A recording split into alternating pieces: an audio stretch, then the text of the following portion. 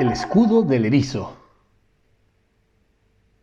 Érase una vez un campesino que, tras muchos años de casado, no había tenido ningún hijo con su mujer, motivo por el que a menudo, cuando iba con los demás campesinos a la ciudad, estos se burlaban de él y le preguntaban por qué no tenía hijo.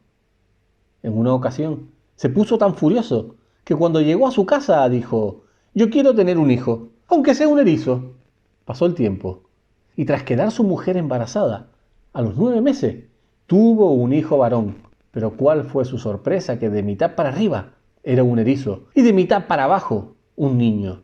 Y recordó aquellas palabras que en su día dijo el campesino: «¿Ves? Nos has echado encima una maldición». El niño fue creciendo, teniendo que superar 1001 obstáculos, pues con aquellas púas estaba claro que no podía hacer muchas cosas de niño. Mientras que el campesino seguía haciéndolasme reír de los otros campesinos, pues estos se burlaban de él diciéndole que qué tipo de hijo tenía, que para abrazarlo no podría hacerlo sin siquiera pincharse.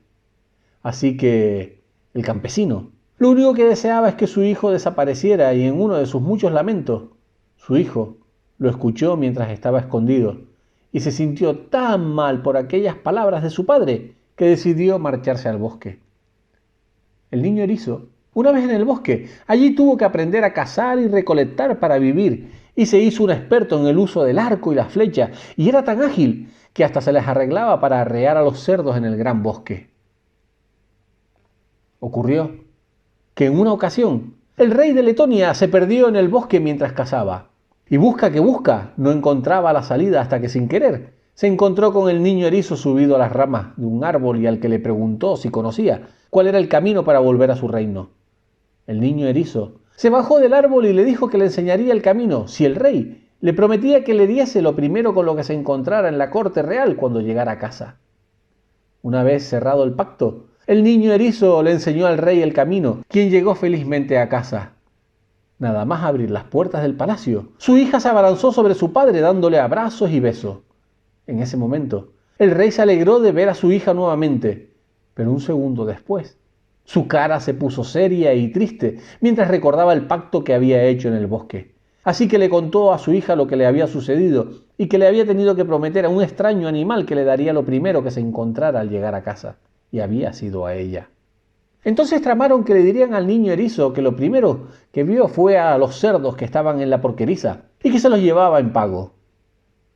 Pasó el tiempo y el niño erizo seguía viviendo en el bosque cuando en una ocasión la hija del rey se perdió mientras volvía de un reino vecino, y busca que busca se encontró con el niño erizo, y recordando que en el pasado le había dicho a su padre cómo volver a palacio, le preguntó rápidamente para regresar lo antes posible. El niño erizo, que ya se había convertido en un joven erizo, vio a la joven y de repente algo latió en su corazón de una forma diferente. Se había enamorado de ella y le dijo que solo le diría cómo volver si se casaba con él. Y la joven, no teniendo otra salida, aceptó. La princesa y el joven fueron juntos a palacio, donde su padre, al verlos llegar, no tuvo otra opción que oficiar la boda de ellos, pues sí lo habían pactado.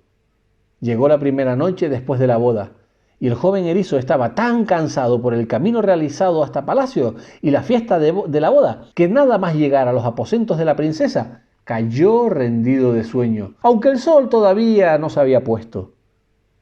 La joven lo miraba y no hacía más que llorar de angustia, pues había dado su palabra, pero también sentía miedo de pincharse con las púas de su ahora marido. De repente, la princesa observó que mientras dormía el joven, sus púas se separaban de su espalda como si de un escudo se tratase, pues así podía dormir mejor. Y aprovechando esto, ella cogió su coraza espinosa y tirando de ella la arrancó de la espalda del joven y la lanzó al fuego. El escudo se quemó mientras el joven sufría un gran tormento por el dolor de haberle arrancado su escudo que había estado con él desde que nació. Sin embargo, fue ponerse el sol cuando los primeros rayos de luna se posaron sobre la espalda del joven erizo, y así se curó milagrosamente, convirtiéndose en un apuesto hombre y rompiéndose la maldición.